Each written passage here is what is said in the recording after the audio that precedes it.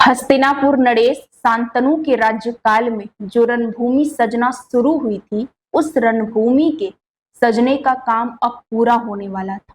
नमस्कार, आपको ले चलती हूँ हस्तिनापुर के उस रणभूमि में जहां एक तरफ कौरवों की सेना और एक तरफ पांडवों की सेना एक दूसरे की ओर ऐसे आगे बढ़ रहे थे जैसे एक दूसरे के खून के प्यासे हो।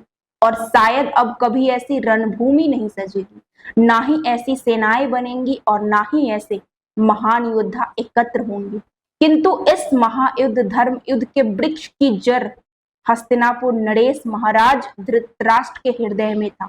आज हस्तिनापुर उस स्थान पे खड़ा है जहां शब्द भी फूक फूक कर पांव धरेंगे और शायद आने वाला इतिहास महाराज धृतराष्ट्र को संसार का ऋणी बना दे। दोनों ओर की सेनाएं कुरुक्षेत्र के मैदान में आ पहुंची थी। गंगापुत्र भीष्म और युवराज धृष्टद्युम्न अपनी अपनी सेनाओं का नेतृत्व कर रहे थे। तभी दुर्योधन अपने रथ से अकड़ में उतरा और उसने आचार्य द्रोण के पास जाते हुए बोला कि हे आचार्य, आपने इन पांडवों की सेना देखी है जिसे आपके मित्र द्रुपद के पुत्र धृष्टद्युम्न चक्रव्यूह बनाकर आपकी सेना के सामने खड़ा कर दिया है, जिसमें कैसे कैसे योद्धा हैं, कैसे कैसे शूरवीर हैं, कैसे कैसे धनुर्धर हैं।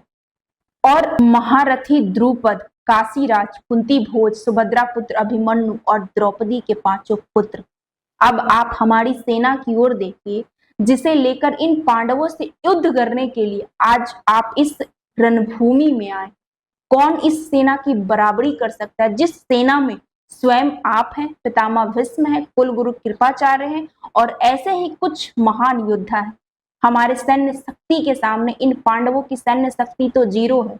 इनसे युद्ध करने के लिए तो अकेले पितामह भीष्म ही काफी है। इसलिए मैं आप सभी लोगों से निवेदन कर रहा हूं कि पितामह भीष्म की ओर विशेष ध्यान दिया जाए।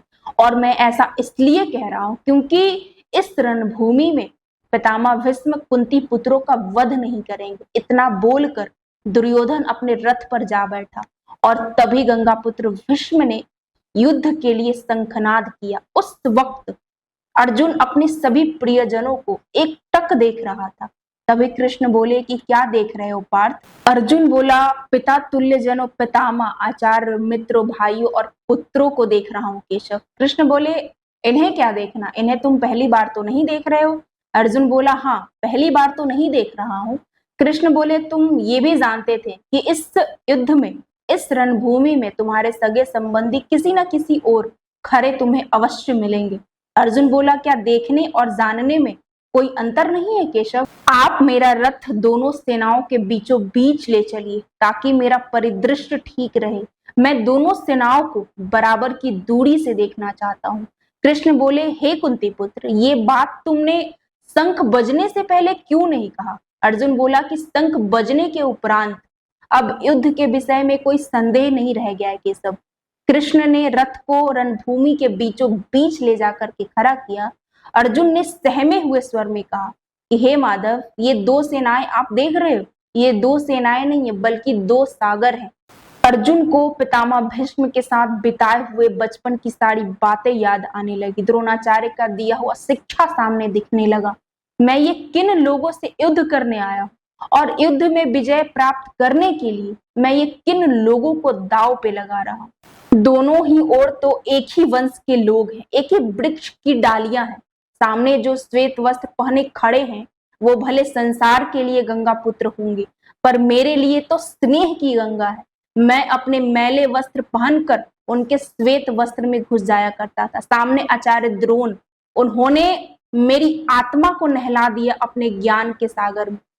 मेरे जैसे को उन्होंने अपना सारा ज्ञान उड़ेल दिया। उन्होंने जितना मुझे दिया है ना माधव, उतना तो शायद वे अपने पुत्र अश्वत्थामा को भी नहीं दिए। मैं जिनसे युद्ध करने आया हूं, मैं इनके प्राण लूंगा, ये सोच के ही मेरा अंग अंग स्थिर हो गया है, मेरा मुंह सूखा जा रहा है। धनुष और बाण पकड़ने वाले ये हाथ शून्य हो गए हैं।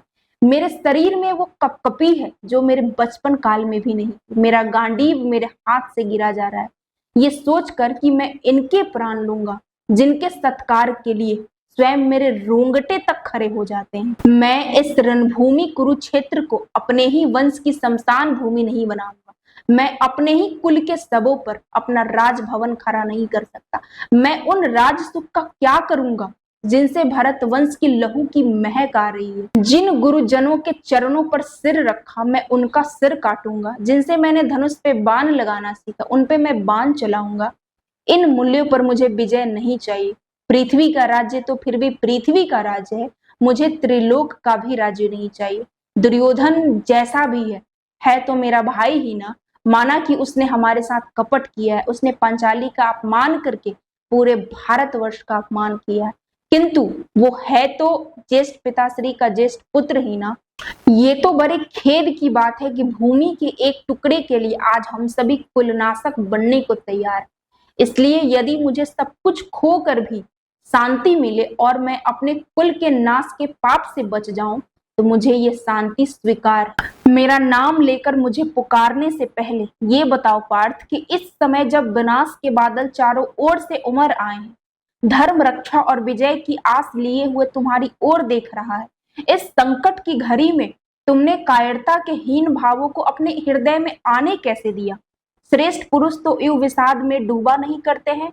धर्म और अधर्म के इस निर्णायक घड़ी में नपुंसक न बनो पार्थ। ये तुम्हारे भाव अनारक है, ये तुम्हें स्वर्ग से भी गिरा देंगे और कीर्ति से भी, और तुम स्वयं अपने ही तिरस्कार का कारण बन के रह जाओगे। इसलिए अपने इस हृदय की दुर्बलता को त्यागो और युद्ध के लिए खड़े हो जाओ। अर्जुन सहमे हुए स्वर में बोला कि कैसे खड़ा हो जाऊं? पितामह का वध करने के लिए कैसे खड़ा हो जाऊं? गुरुजनों पर प्रहार कैसे करूं? जो मेरे लिए पूजनीय है उनसे मैं युद्ध कैसे कर सकता हूँ? जिन्होंने मुझे विजय का मंत्र सिखाया उन्हें मैं पराजित कैसे कर सकता हूँ? इन महापुरुषों पर हाथ उठाने से तो कहीं अच्छा है कि मैं अपना हाथ भिक्षा के लिए फैलाऊं। भिक्षा में मिली हुई रोटी इन महापुरुषों के रक्त से सनी हुई नहीं होगी। मुझे तो ये भी समझ में नहीं आ रहा है कि इस युद्ध में विजय श्रेष्ठ है या फिर पराजय। धृतराष्ट्र पुत्र शत्रुओं की भांति मेरे सामने खड़े हैं। मैं जानता हूं कि उनका वध किए बिना जीना संभव नहीं है, किंतु उनके वध के पश्चात भी जीना सहज नहीं होगा। केशव, क्या वे मेरे भाई नहीं है? कृष्ण बोले, हाँ वे तुम्हारे भाई अवश्य हैं, किंतु ये युद्ध संबंधों और नातों की स्थापना के पहचान के लिए नहीं है। इसलिए अपने कर्तव्य को पहचानो और निर्णय लो, क्योंकि निर्णय तो तुम्हें ही लेना पड़ेगा। और यदि तुम ये सोच रहे हो कि निर्णय मैं लूंगा और इसके उत्तरदायित्व से तुम बच जाओगे, तो ऐसा नहीं होगा, क्योंकि ये युद्ध तुम्हारा है और इस युद्ध के परिणाम भी तुम्हारे ही होंगे। अर्जुन बोला, मुझे कर्तव्यों का मार्ग ठीक से दिखाई नहीं दे रहा है केशव, इसलिए आप मेरे आत्मा के भी सारथी बन जाइए। मैं जानता हूं कि मैं धर्म और अधर्म के बीचों बीच खड़ा हूं, फिर भी मैं निर्णय नहीं ले पा रहा हूं कि धर्म किस ओर है और अधर्म किस ओर है। इसलिए आप मेरा मार्गदर्शन कीजिए, इंद्रियों को सुखा देने वाले शोक से बचने का मार्ग दिखाइए। मैं इस मानसिक अवस्था में युद्ध नहीं कर सकता हूँ। कृष्ण बोले, जो चले गए सो चले गए, और ज्ञानी पुरुष ना तो जाने वाले की शोक करते हैं और ना ही उनका जो नहीं गए, ना तो विगत में शोक करते हैं और ना ही अगत में।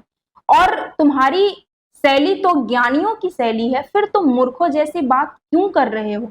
और तुम शोक करने से पहले ये तो जान लो कि तुम जिनके लिए शोक कर रहे हो वो शोक के योग्य है ही नहीं, और यदि वे शोक के योग्य होते तो मैं तुमसे ये सारी बातें कहता ही क्यों। एक सत्य तुम जान लो कि मूल तत्व तो शरीर नहीं बल्कि आत्मा